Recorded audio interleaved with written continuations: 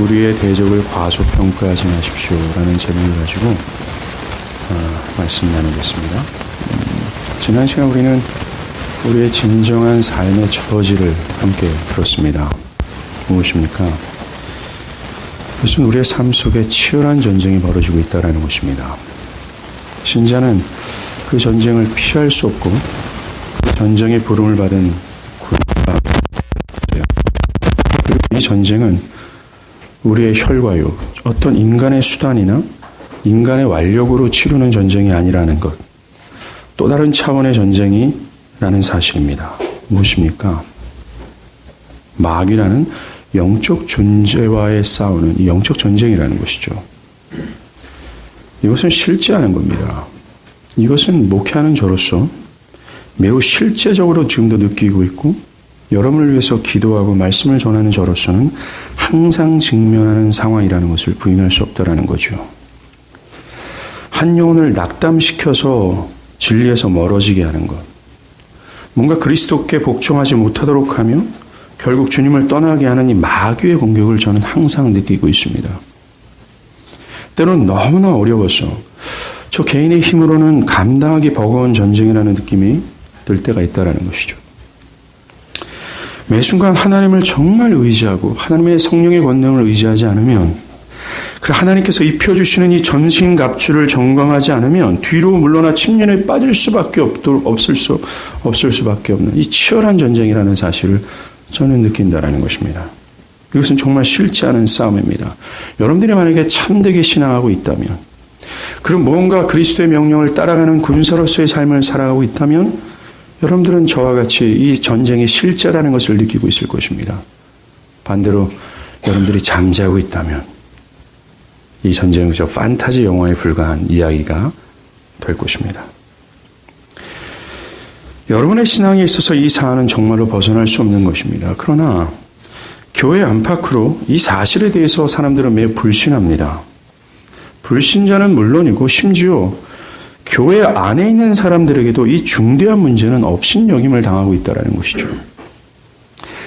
사람들이 이 중대한 문제를 인정하지 않은 첫 번째 이유는요, 뭐니 해도 그들이 기독교의 진정한 영적 세계에 대해서 불신하고 있기 때문일 겁니다.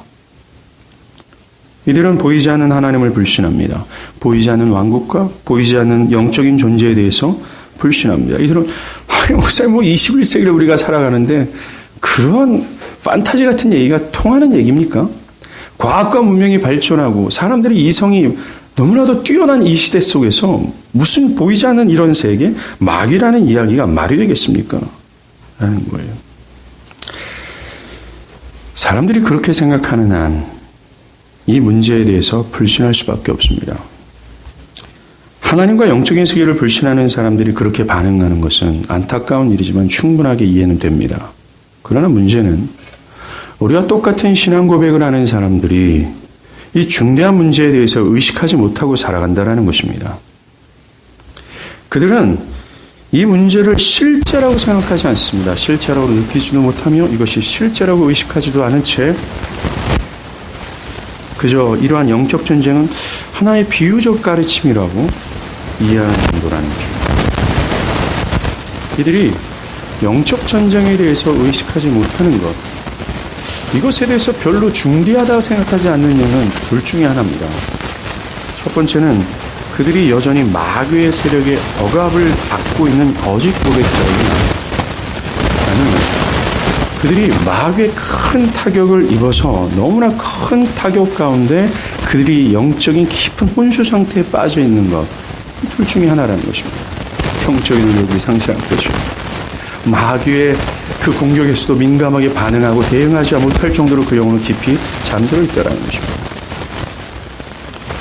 마귀와 그의 세력을 믿는 것은 상당히 정경적입니다. 우리가 교회가 되었다는 것은 아닙니다. 영적인 세계와 영적인 존재에 대해서 눈을 떴다는 의미입니다. 그래서 그런 영적인 세계와 영적인 존재에 대해서 감각할 수 있는 존재로 변화되었다는 의미가 된다는 것입니다.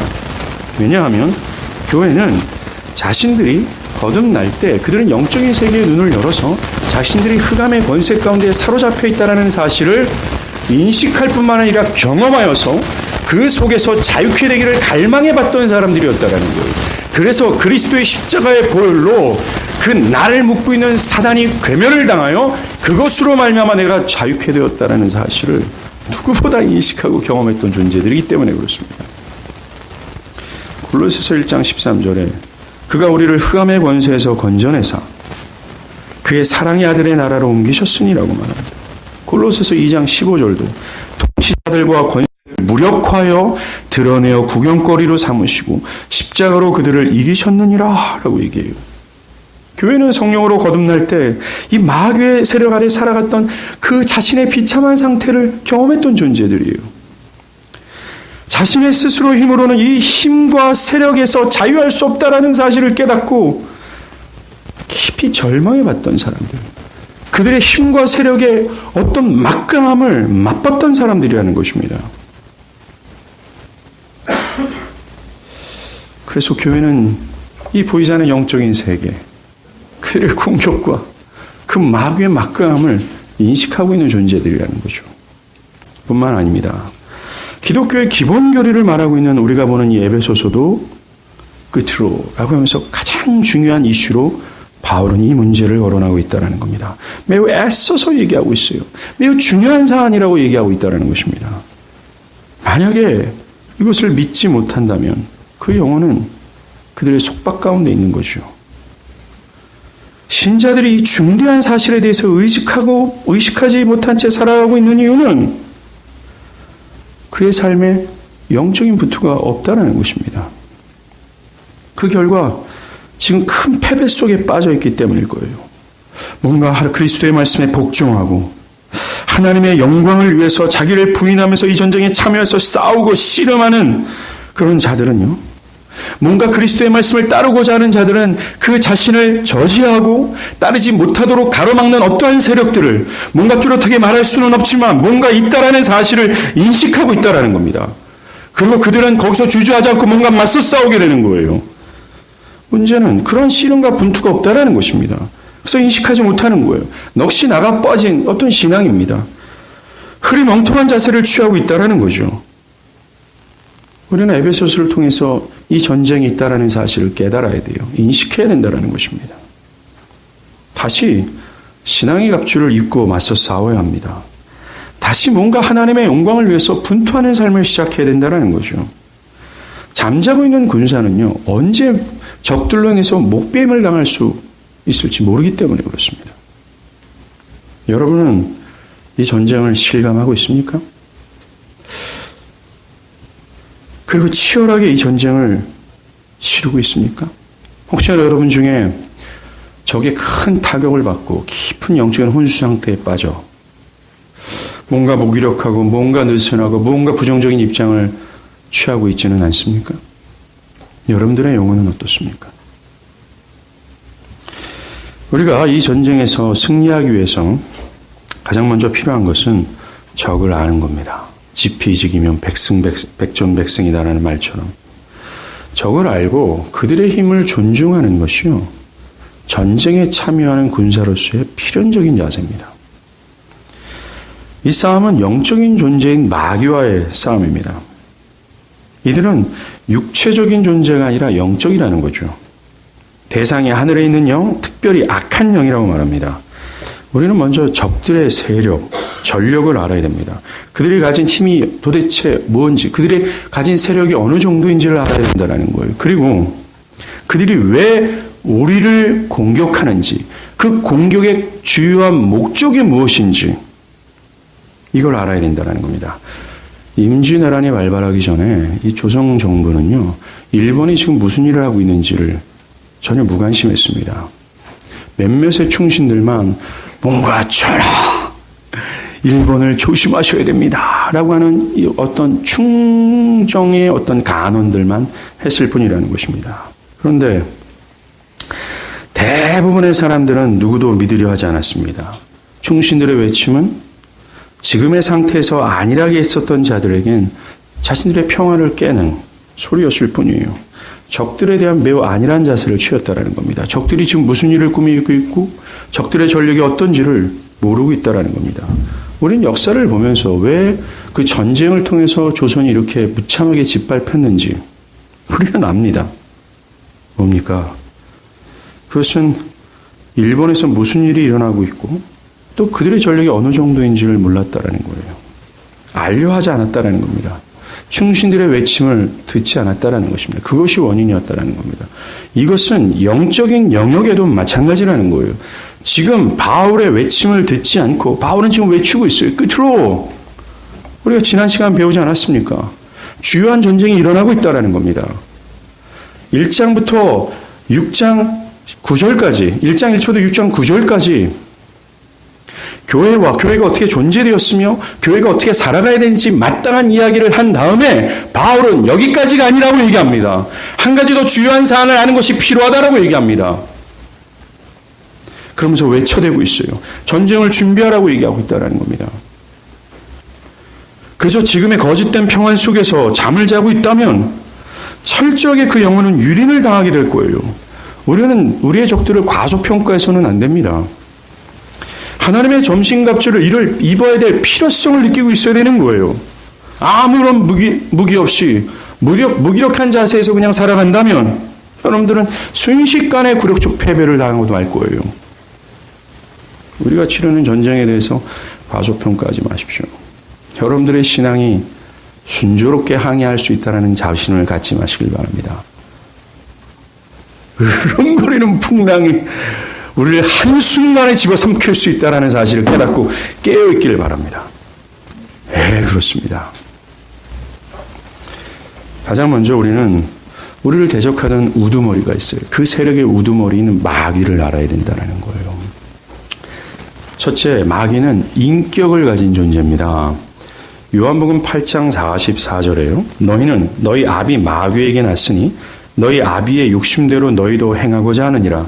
그는 처음부터 살인한 자요 진리가 그 속에 없으므로 진리가 서지 못하고 거짓을 말할 때마다 제 것으로 말하나니 이는 그가 거짓말장이요 거짓의 아비가 되었음이라 라고 해요. 이 말씀처럼 마귀는요 어떤 것을 추구하고 있고 어떤 것을 계획하고 그것을 성취하고자 노력하는 어떤 인격체라는 것을 설명하고 있습니다.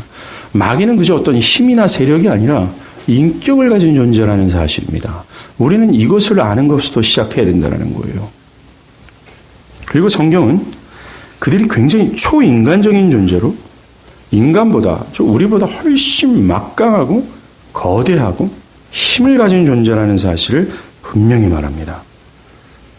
마귀는 그러한 존재예요. 그러나 우리가 잊지 말아야 될 것이 있죠. 마귀는 결코 하나님이 아니라는 겁니다. 하나님의 권세와 힘 앞에서는 마귀는 아무것도 아니라는 거죠. 우리가 이것을 가지고 시작하길 바랍니다. 자, 그렇다면 마귀가 가진 힘이 어떠할까요? 성경은 그들의 힘과 세력을 표현하기 위해서 여러 가지 표현을 합니다. 가장 먼저는 그들을 공중권세 잡은 자라고 얘기합니다. 우리가 잘 아는 에베소서 2장 말씀 여러분 기억합니까? 공중권세 잡은 자를 특정한 세계의 두목이다라는 겁니다. 특정한 세계의 우두머리다라고 얘기합니다. 그리고 그들은 굉장히 강력한 힘을 가졌으며 그들은 지금도 불순종의 아들들 누굽니까? 거듭나지 않는 영혼이에요. 하나님의 능력으로 그 내면이 변화되지 않는 영혼입니다. 에베소서 1장부터 3장까지 말하는 그 교회가 되지 않는 내면들, 사람들 마음 안에 역사하고 있는 영이라고 얘기합니다. 우리는 이 공중권세 잡은 자의 유력에 대해서 언급한 바가 있습니다. 이들은 죄와 허물로 죽은 자들 안에 역사하고 있어요. 아까도 얘기한 저 거듭나지 않는 심령들이죠. 교회가 되지 않는 심령들 안에. 그들의 활동은 매우 강력합니다. 마귀는 사람들의 생각, 사고, 어떤 생활의 방식들이 있어요. 이것을 다 지배하여서 그들이 하나님을 저항하게 하고 그들의 마음의 욕심에 따라 살아가도록 그들 안에 쉬지 않고 역사하고 있다는 겁니다. 마귀를 표현하는 것 중에 잠을 자지 않는다라고 얘기합니다. 쉬지 않는다고 얘기해요. 그들은 초지일관이라는 겁니다. 그들의 힘과 세력은 이 목표를 가지고 단 한 번도 쉬어본 적이 없다라고 얘기합니다. 그들이 절대로 하나님을 향하지 못하도록 사람들이 진리에 복종하지 못하도록 매우 강력하게 그들의 내면과 정신과 생활의 방식들을 사로잡고 있다는 거예요. 마귀가. 이런 마귀의 힘에 사로잡혀 있는 한 허물과 죄로 죽어 있는 영혼들은 절대로 하나님을 향할 수가 없어요. Never. 절대로 하나님을 믿을 수 없습니다.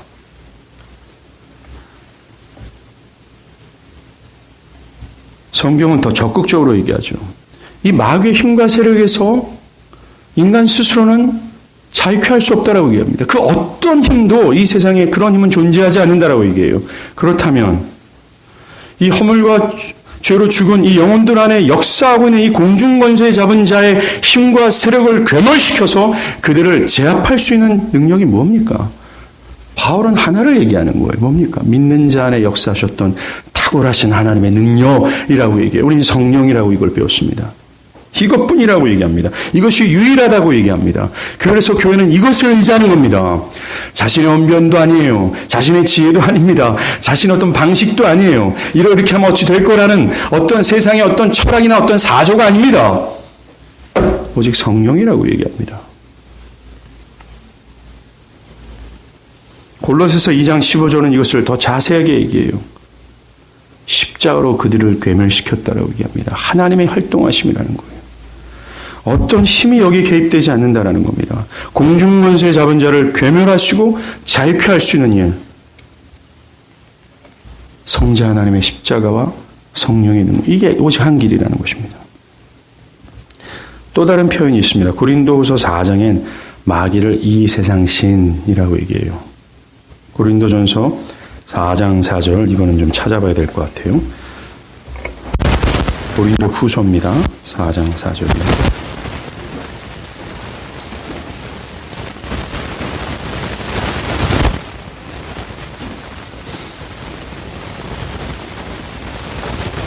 고린도후서 4장 4절입니다.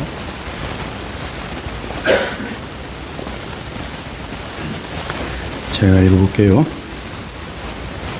그 중에 이 세상 신이 믿지 아니하는 자들의 마음을 혼미하게 하여 그리스도의 영광의 복음의 광채가 비치지 못하게 하미니 그리스도는 하나님의 형상이니라. 이 세상 신이라고 말하는 거죠. 마귀를 이 악한 세상 안에서 매우 강한 힘을 가진 어떤 통치자라고 얘기합니다. 이 세상의 신이라고 얘기합니다. 이것을 하나님이라고 얘기하는 것은 아닙니다. 강력한 통치와 지배력과 힘을 가진 존재라고 얘기하는 겁니다. 그래서 이 세상 신, 이 존재는 자신들 세력 안에 있는 사람들, 4장 4절에 뭐라고 얘기합니까? 믿지 아니하는 자들의 마음이라고 얘기하지 않습니까? 이들의 타겟이 분명해 보이지 않습니까? 아까 우리가 에베소서 2장 이 공중권세 잡은 자들이 역사하고 있는 내면이 어떤 내면이라고 얘기했어요? 거듭나지 않는 영혼이라고 했습니다. 고린도후서 4장 4절에도 믿지 않은 자들의 마음이라고 하면서 분명한 타겟을 보여줍니다. 그들의 마음을 철저하게 흐리게 만든다라고 얘기하는 거죠. 또 다른 표현이 있습니다. 예수님 마귀를 누가복음 11장에 강한 자라고 얘기해요. 강하게 무장되어 있다라고 얘기합니다. 자신의 것을 빼앗기지 않는 자라고 얘기하는 거죠. 베드로 사도는 마귀를 우는 사자라고 묘사해요. 너희 대적 마귀가 우는 사자같이 두루다니며 삼킬 자를 찾나니라고 얘기합니다. 우는 사자 어떤 인상이 보여줍니까? 그냥 포악하고 힘이 센 인상을 심어주지 않습니까? 이게 마귀라는 거예요. 요한계시록에서도 붉은 용, 옛뱀, 마귀요, 사단이라고 얘기하는 겁니다. 엄청난 힘과 능력을 지닐 뿐만 아니라 마귀는 상당히 간교하고 교활하다고 얘기하는 거죠. 이러한 성경의 묘사를 통해서 우리는 마귀의 교활함과 그들의 힘과 세력이 어떠한지를 가늠할 수 있어요. 그들은 매우 강하고 교활합니다. 힘이 뛰어날 뿐만 아니라 지혜롭다라는 거죠.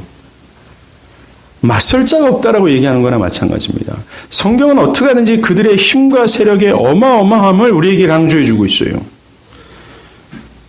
우리가 그들은 힘이 있지만 무식하겠지 이렇게 방심하면 안 된다라는 겁니다. 우리보다 훨씬 뛰어나다라고 얘기하는 거죠. 오늘 본문 11절에도 마귀의 대표적인 공격 수단을 하나를 뚝 걸어내요. 마귀의 간계라고 얘기합니다. 매우 전략적이라는 거죠. 매우 기민하고 매우 교묘한 속임수를 가지고 있다는 겁니다. 우리가 그들은요, 우리가 그들의 공격을 느끼지 못할 정도로 매우 교활합니다. 여러분들 생각해 보십시오. 여러분들의 영적인 삶이 무너질 때 어떻습니까? 내가 인식합니까? 아닙니다. 내가 인식하지 못할 정도로 마귀의 우리의 영적인 삶에 스트레스하고 아주 교묘하고 아주 조용히 들어옵니다.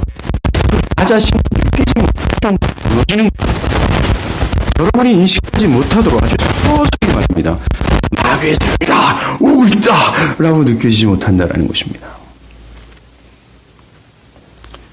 우리가 깨어있어야 될 이유가 여기 있는 거예요. 마귀는 이러한 어떤 교활함, 힘, 세력을 가지고 어떤 성을 가지고 있어요. 우리는 이것을 다음 시간에 몇 주 이후인지 모르지만 더 구체적으로 배우게 될 겁니다. 우리는 이걸 알아야 돼요. 그들의 전쟁의 목적이 뭔가? 그들이 궁극적으로 바라는 게 뭔가라는 거예요. 그들이 공격하는 주요한 타겟이 무엇인가? 이거라는 겁니다. 그게 뭡니까? 다름 아닌 진리입니다. 마귀의 최종적인 타겟, 마귀가 궁극적으로 교활하고 그들의 힘과 세력을 사용해서 공격하는 주요한 타겟은 바로 진리를 무력화시키는 거예요.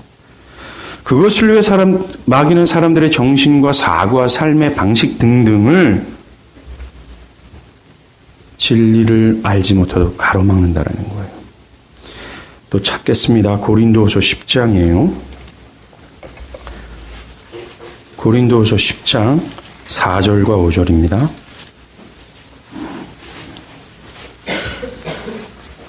고린도후서 10장 4절과 5절 제가 한번 읽을게요. 우리의 싸우는 무기는 육신에 속한 것이 아니요 라고 얘기합니다. 육신에 속한 것이 아니라고 얘기합니다. 칼이나 창이 아니라고 얘기해요. 나중에 우리가 배울 기회가 있겠지만 여기서 싸우는 무기는 다름 아닌 진리, 교리, 교의가 되는 것입니다.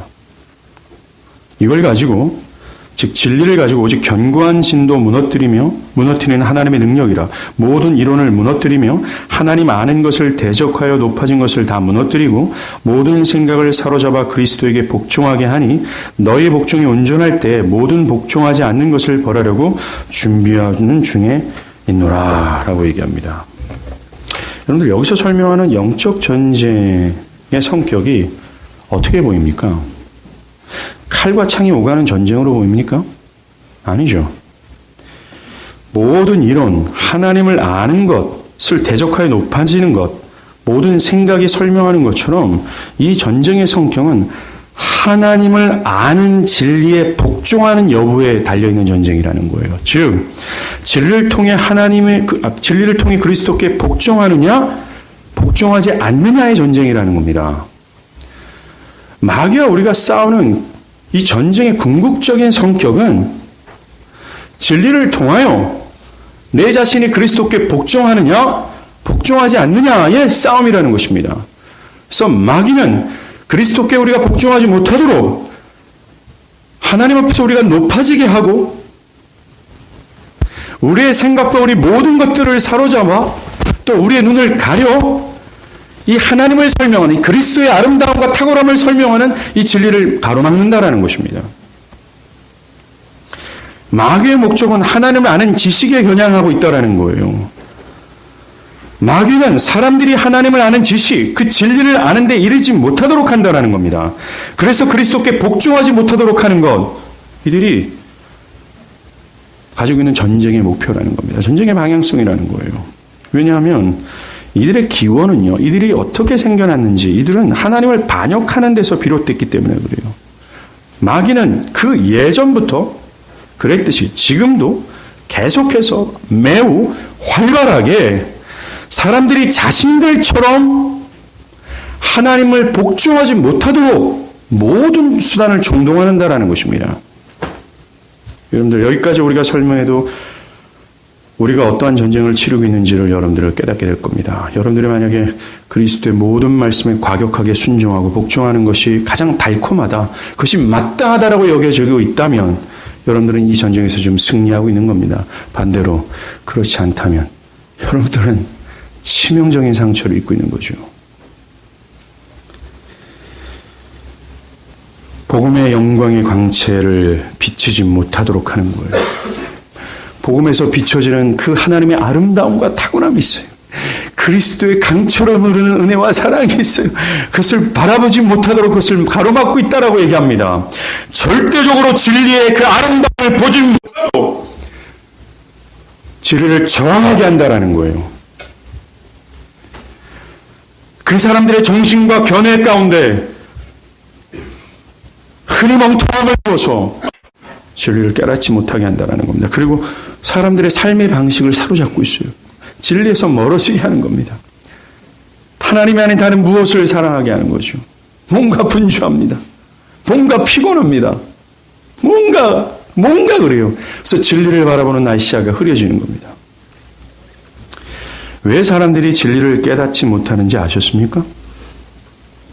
왜 사람들이 진리를 못 듣고 예배를 규칙적으로 참석하지 못하는 원인이 무엇인지 아셨습니까? 왜 사람들이 이 귀한 진리를 왜 귀하게 여기지 않고 왜 진리에서 멀어지는지 아셨습니까? 왜 그들은 진리를 알지 못하고 왜 그리스도께 복종하는 것이 기쁨이 되지 못할까? 그 핵심되는 원인이 뭔지 아셨습니까? 그 중에 하나가 바로 원수의 공격 때문이라는 거예요. 이걸 우리는 알아야 된다는 겁니다. 우리는 잠시 이 진리와 그리스도께 복종하는 것이 상관관계가 있다는 것을 알아야 됩니다. 과거 유대인들은요, 자신들의 어떤 종교적 열심이 있습니다. 굉장한 열심이었습니다. 갈라디아서를 기록했던 바울도요, 그들의 열심이 대단함을 고백합니다. 굉장한 열심이었어요. 그런데 그들은 자신들의 이 종교적 행위, 이 종교적 열심을 가지고 자신들이 하나님께 참으로 복종하고 있다라고 확신했어요. 그러나 문제는 그들이 진리를 따라 복종하지 않는다라는 겁니다. 그들의 종교적 열심은 진리를 따르는 것이 아니라고 얘기해요. 그들의 종교적인 행위가 진리에 입각한 열심과 행위가 아니었다라고 얘기하는 겁니다. 이게 문제라는 겁니다. 이것이 오늘날 사람들이 겪고 있는 문제예요.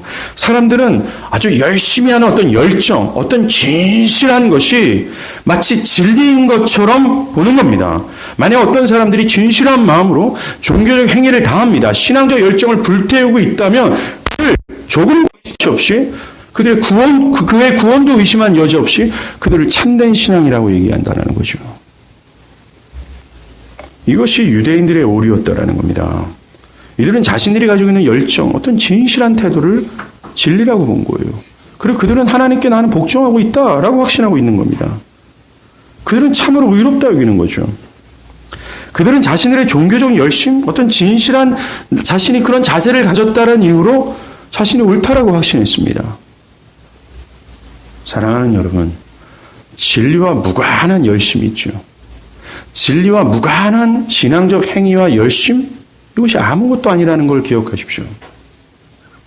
하나님은 이것은 이렇고 저것은 저렇다라고 설명하시는데 이것은 이렇고 저것은 저렇 것을 모르는 채 나름대로 종교적 가치관을 가지고 종교적 어렴풋한 체험을 가지고 따르는 어떤 것이 아무것도 아니라는 거예요.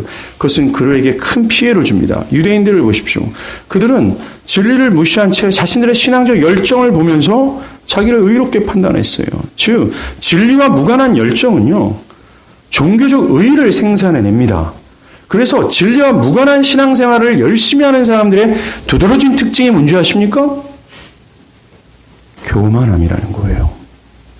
그들은 기도를 그렇게 하는데 예배를 그렇게 열렬히 드리는데 그들 자신을 그렇게 좋은 신앙인이라고 생각을 하는데 그들은 교만의 냄새를 풍기고 있다는 거예요. 하나님이 가장 혐오하시는 내면을 가지고 있다는 겁니다. 아이러니 아닙니까? 중요한 것은 진리가 말하는 믿음, 진리가 말하는 구원, 진리가 말하는 참된 신앙이 무엇인지를 알고 그것을 따르는 열렬함이 뒤따라야 된다는 거예요. 진리라는 겁니다. 진리와 그리스도께 복종하는 것을 따로 떼지 마십시오. 그러하기에 마귀는 그리스도께 온전히 복종하지 못하도록 사람들이 진리를 알지 못하게 가로막는다라는 거예요. 자꾸만 진리를 왜곡해서 바르지 못한 신앙을 하게 된다는 겁니다.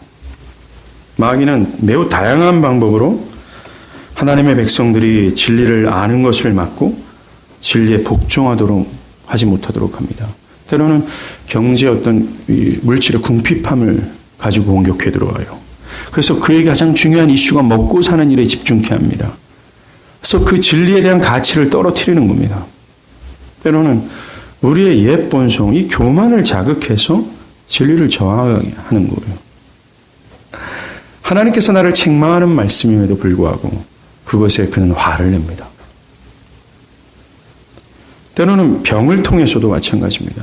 병이 된 사람들은 지금 당장의 치료와 어떤 육체적인 필요 때문에 영원하고 영적인 것을 바라보지 못하는 거예요. 청년들은 데이비드 브레너드의 생애와 일기를 통해서 이 데이비드 브레너드가 각혈 가운데 어떻게 했습니까? 그들은 자신의 육적인 어떤 필요와 어떤 치료에 집중한 것이 아니라 그는 각혈하는 가운데 무엇을 집중했습니까? 영원한 도성을 더욱 사모했다라는 거예요. 근데 마귀는 반대라는 겁니다. 또한 마귀는 진리를 말하는 어떤 설교자가 있죠. 그 설교자와 상당히 불화하게 만들어서 그 진리를 듣지 못하도록 귀를 막는다는 겁니다. 사랑하는 여러분, 이것에 깨어있게 하십시오. 설교자의 인격과 삶을 오해하게 만들어서 진리의 귀를 닫게 하는 거예요. 이 방법이 저는 현대 교회에서 마귀가 쓰는 아주 주요한 전략이라고 생각합니다. 주의하십시오. 또는 설교자들이 여러 고통과 또 오해와 실패를 통해서 진리를 전하는 전의를 상실하게 하는 거예요. 해도 안 되는구나. 진리가 정말 능력인가? 뭔가 무기력하게 만든다는 겁니다. 그래서 진리를 전하고자 하는 의욕을 꺾고 더 이상 전진하지 못하도록 하는 거예요. 여러분들, 우리가 읽지 않았지만 이 영적 전쟁을 가리키는 이 사도 바울이 가장 마지막 부분 6장 19절에 뭐라고 얘기합니까? 또 나를 위하여 구할 것은 내게 말씀을 주사 나로 입을 열어 복음의 비밀을 담대히 알게 하옵소서라고 부탁하지 않습니까? 또한 복음의 진리를 듣지 못하도록 어떤 이유를 만들어내는 거예요. 삶에서 말입니다. 그래서 예배를 참석하지 못하게 하는 거죠. 그 사람은 그것이 더 급한 요인이 되는 거예요. 그 어떤 진리보다. 마귀는 그렇게 공격합니다. 그리고 청년들은 잘 들으십시오. 마귀는 여러분들의 분주함과 육체적인 피곤함을 통해서도 공격한다는 걸 아십니까? 여러분들도 경험해 봤을 겁니다. 여러분들의 너무나 바쁜 삶과 육체적인 피곤의 상태에 있을 때에 내가 하나님을 향한 의지가 상실해 가고 있다는 것, 뭔가 그리스도께 복종하는 것이 상당히 부담스럽고 그렇게 전진하지 못하도록 하게 한다는 것을 분명히 경험하고 있었을 거예요. 그러하기에 여러분들이 만약에 삶이 너무나도 분주하다면, 피곤한 삶이 계속해서 연속되어져서 나의 육체적 피로가 계속해서 축적되어 간다면 뭔가 어떤 조치가 필요하다는 거예요. 신앙의 힘이 잃기 때문에 그렇습니다. 마귀는 이처럼 모든 수단을 총동원해서 그리스도께 복종하지 못하도록 한다는 거예요. 이것이 그들의 주된 목적입니다. 진리가 그들의 타격이에요.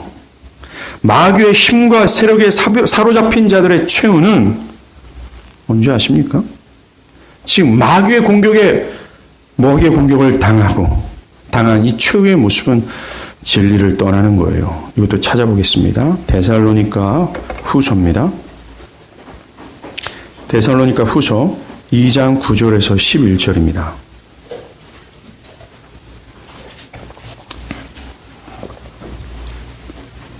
데살로니가 후서 2장 9절에서 11절 말씀입니다.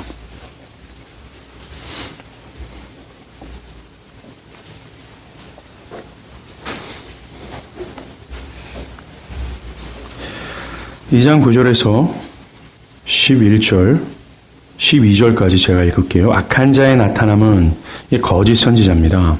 이 거짓 선지자들이 왜 나타났냐? 그건 사단의 활동에 따라 나타난 거라고 얘기합니다. 데살로니가 후서 2장입니다. 계속 갈게요. 모든 능력과 표적과 거짓 기적과 불의의 모든 속임으로 멸망하는 자들에게 있으리니 라고 얘기합니다. 이 거짓 선생들이 사단의 활동으로 나타난 것인데 그 거짓 교사들도 마치 진리를 전하는 교사와 같이 보임으로 멸망하는 자들에게 그들이 어떤 진리를 전한다라고 얘기한다는 겁니다. 이는 그들이 진리의 사랑을 받지 아니하여 구원함을 받지 못함이라 라고 얘기해요. 즉 진리를 사랑하지 않는 자들을 향한 하나님의 심판이라고 얘기합니다. 11절 이러므로 하나님이 미혹의 역사를 그들에게 보내사 거짓을 믿게 하심은 12절 진리를 믿지 않고 불의를 좋아하는 모든 자들로 하여금 심판을 받게 하려 하심이다라고 얘기합니다. 진리를 버리고 거짓을 따라가는 자들이 그들을 향한 하나님의 심판이라고 해요. 왜? 그들은 진리를 사랑하지 않았기 때문이라고 얘기합니다. 마귀는 여러 활동을 통해서 사람들이 진리를 사랑하지 않게 합니다. 뭐 이렇게 중요합니까? 그리고 복잡하게 이렇게 믿습니까? 가뜩이나 삶도 복잡해 죽겠는데 뭐 이렇게 어렵습니까? 그냥 열심히 하면 되는 거 아닙니까? 뭐 이렇게 어렵습니까? 나 지금 마음도 복잡하고 위로를 받아야 되는데. 이것이 마귀의 공격이라는 것을 아십니까? 마귀는 어떻게 하든지 모든 용을 쓰며 진리를 막는다는 거예요. 결말은 심판입니다. 이처럼 그들의 주요 공격 목표는 진리를 떠나게 한다는 거예요. 바울은 12절 후반부에 우리가 실제적으로 씨름해야 될 존재들을 나열하기 시작합니다. 첫 번째가 통치자들과 권세들이에요. 이 통치자들이란 어떤 정부와 관련된 일을 하는 벼슬아치를 뜻하는 겁니다. 그리고 권세란 통치자들, 이 벼슬아치들이 가지고 있는 권력과 세력을 뜻하는 거예요. 여기서 말하는 통치자들과 권세는 눈에 보이는 이 세상의 정부나 그들의 권력이 아닙니다. 이것은 영적인 영역에 속해 있는 것을 말하는 거예요. 즉 마귀가 어떤 정부 조직과 그것에 따르는 어떤 세력과 그것을 따르는 어떤 졸개들이 있다라는 얘기를 하는 거예요. 이것을 예수님 또한 말씀하셨습니다. 누가복음 11장에 너희 말이 내가 바알세불을 힘입어 귀신을 쫓아낸다고 하니 만일 사단이 스스로 분쟁하면 저희 나라가 어떻게 서겠느냐라고 얘기합니다. 그들은 왕국을 가졌다라고 얘기해요. 그것도 어떤 조직체가 있다라고 얘기합니다. 여러분들 이 마귀의 왕국을 그냥 동네 깡패 조직이라고 생각하면 안 돼요. 그들을 수용되는 어떤 추종자들, 사자들이 있다라고 얘기하는 겁니다. 그리고 중요한 사실은 이 땅에 살아가는 하나님의 백성들은 저와 여러분 이러한 존재들과 대결하고 있다라는 거예요. 마귀는 자신의 부하들, 자신의 모든 조직체들을 사용해서 우리의 생각을 혼미하게 한다는 거예요. 그리스도를 멀리하게 한다는 것입니다. 사랑하는 여러분, 여러분들 주변에 이 마귀의 졸개들 때문에 그리스도와 멀어진 분들이 있지는 않습니까? 예, 저는 있습니다. 저는 목회를 오랫동안 해오면서 이 마귀가 정말 싫습니다.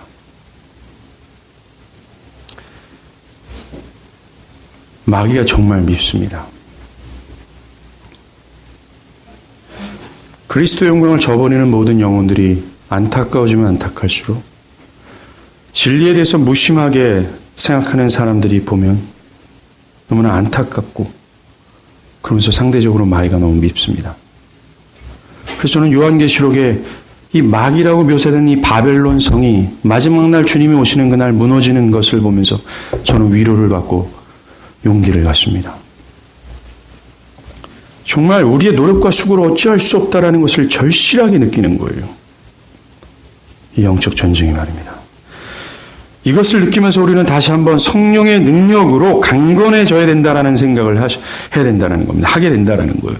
깨어서 우는 사자처럼 산길자를 향해서 찾아다니는 그 원수를 대적하는 어떤 자세로 살아가야 된다라는 거예요. 두 번째, 씨름의 상대를 이 어둠의 세상의 주관자들이라고 얘기해요. 세상의 주관자라는 것은 이들이 주관하는 어떤 범위를 설명하는 겁니다. 이것을 세상이라고 얘기해요. 여러분들, 이 세상이란 눈에 보이는 세상이라고 이해하지 마십시오. 어떤 산과 바다, 그들은 우리를 대적하지 않습니다. 어떤 사회나 어떤 정부, 세상에 존재하는 사람들도 우리를 대적하지 않아요. 이것을 이렇게 어떤 눈에 보이는 세상, 어떤 세계로 오해하게 되면 세계 전체를 매우 부정적으로 볼 수밖에 없습니다. 어떤 정부, 정치, 사회 구조, 이 모든 것이 다 없어져야 된다. 그들은 모두 사악하다라고 인식하는 거예요. 그건 아닙니다. 여기서 말하는 세상이란 마귀가 주관하는 세상으로서 뭡니까? 어둠의 세상이라고 얘기해요. 즉 하나님께 복종하지 않는 세상, 하나님을 저항하는 세상이라는 거예요. 구체적으로는 하나님을 저항하고 하나님의 통치를 받기 싫어하는 정신과 어떤 견해와 생활 방식을 뜻하는 겁니다. 에베소서 4장 18절에는요, 이 어둠에 대해서 얘기합니다. 어둠이 뭐예요? 총명을 잃어버리게 한대요. 무지 가운데 있어서 마음을 굳어지게 한다라고 얘기합니다. 즉, 이 세상에, 이 어둠의 세상의 어떤 주관자, 이들이 하는 일이 뭡니까? 세상 사람들의 정신을 어둡게 하는 거예요. 즉 하나님을 향해서 굳어지게 하는 겁니다. 하나님을 모르도록 무지 가운데 있게 한다라는 거예요. 그래서 하나님의 말씀을 들어도 그 말씀이 심겨지지 않아요. 심겨진 대로 자라나지 않고 어떤 변화를 못 일으키도록 그들이 장악하고 있다라는 겁니다. 이것이 마귀가 주관하는 세상의 상태라는 거예요. 이 세상의 주관자의 다스림을 받는 한 하나님을 따를 수 없습니다. 저는 지금 시대가 다른 어떤 시대보다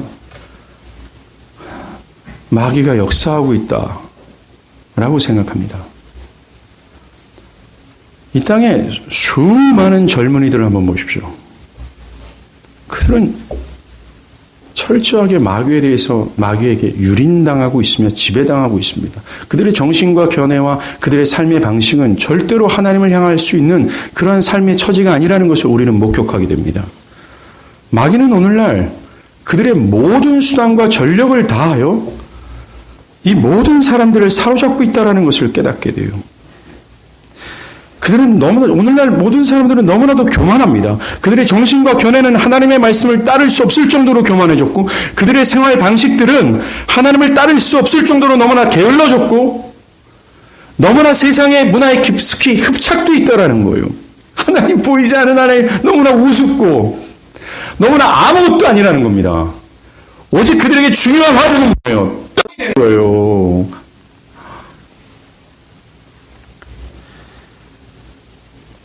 전에 교회는 이 세상에 속해 있었습니다. 하나님을 저항했죠. 그러나 지금은 속해 있지 않습니다. 그러나 주의할 것은 여전히 교회는 이 세상의 주관자가 다스리고 있는 세상에 속해 있다는 거예요. 그래서 오늘 본문이 말하듯이 우리는 그들의 공격에 노출되어 있다는 것입니다. 여러분들의 생활 패턴을 바꿔야 될 이유가 여기 있어요. 여러분의 정신과 견해를 지켜야 될 이유가 또 여기 있습니다. 왜냐하면 마귀는 여러분들의 그런 것들을 통해서 하나님을 저항하는 옛삶으로 자꾸 돌이키도록 공격하고 있다는 것입니다. 끊임없이 우리는 이것을 기억하고 맞서야 된다는 겁니다. 마지막으로 우리가 씨름할 대상이 하늘에 있는 악한 영들이라고 그래요. 이 성경학자들은 이 악한 영들을 어떤 군대, 부대, 군단이라고 언급합니다. 맞아요. 그들이 무수한 영을 가지고 있다는 겁니다. 그들은 악하다라는 거예요. 사랑하는 여러분, 우리는 먼저 우리가 싸워야 될 적들을 알아야 됩니다. 그들의 힘과 세력이 어떠한지. 분명히 그들이 매우 강하고 교활하다는 모든 것을 동원해서 나를 공격하는 존재라는 사실에 대해서 의식하고 인식하고 있어야 된다는 거예요.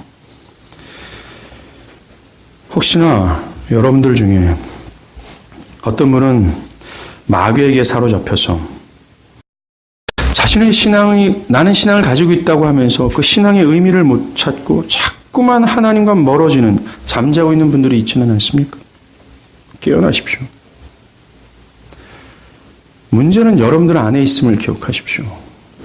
자꾸만 교만한 사람들은 원래 나는 그렇지 않은데 어떤 외부적인 영향 때문이라고 얘기합니다.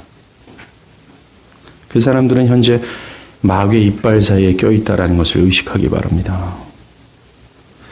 어떤 사람, 그것은 내가 할 바에 달려 있어요. 내가 조금만 수고하면 난 자유할 수 있어요. 내가 조금만 수고하면 나는 참되게 신앙을 이렇게 다시 신앙을 회복할 수 있어요라고 얘기합니다. 큰 착각입니다. 여러분들이 회복하고 여러분들이 그 전쟁에서 승리할 수 있는 길은 여러분들 안에서 나오지 않는다는 걸 기억하셔야 돼요. 그럴 능력이 없습니다. 우리가 지난 시간 얘기하는 것처럼 성령 안에서 강건해지는 거예요. 그리고 무엇입니까? 그저 순종하는 겁니다. 어떠한 상황에서도. 그리고 마지막으로 비록 마귀가 굉장히 뛰어난 힘과 교활함을 가지고 있다 할지라도 그들은 하나님을 능가할 수 없다라는 거예요. 하나님은 더 크고 더 지혜롭다라는 겁니다.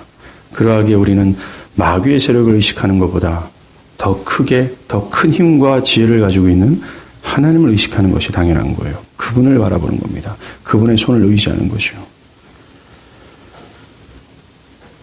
목회하는 저도 이것을 지금도 인식하듯 앞으로도 인식할 겁니다. 사랑하는 노픈트 교회 교우 여러분, 함께 이 전쟁을 치르길 바랍니다.